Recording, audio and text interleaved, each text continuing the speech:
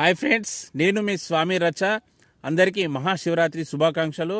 ముఖ్యంగా నన్ను ఫాలోయింగ్ అయి నా ప్రతి ఒక్క వీడియోను చూసిన వారికి మహాశివరాత్రి శుభాకాంక్షలు.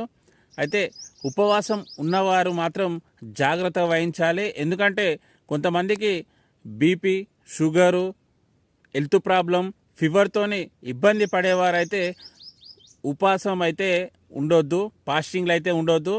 ఎందుకు అంటే దేవుడు మీరు మంచిగా ఉన్నప్పుడే దేవుని ప్రార్థించండి. అంతే తప్ప ఈ డిసీజ్ పెట్టుకొని బీపీ, షుగరు, అస్తమాలు, ఫీవరు ఆ ఎఫెక్ట్లతోని ఉపవాసం అయితే ఉండకండి, మీకే ఎఫెక్టు.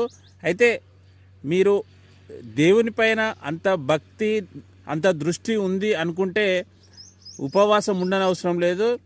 దేవుని దగ్గరికి పోయి మనసారా ప్రార్థిస్తే సరిపోతుంది. ఎందుకంటే మీ హెల్త్ ప్రాబ్లం మీకు ఉన్నది కాబట్టి ఉపవాసం ఉండాల్సిన అవసరం లేదు.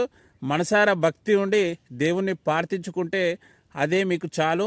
ఎందుకంటే ఇవన్నీ డిసీజ్ ఉన్నాక కూడా మీరు ఉపవాసం ఉంటే మీ హెల్త్ ప్రాబ్లం అయ్యే ఛాన్సెస్ చాలా చాలా ఎక్కువ.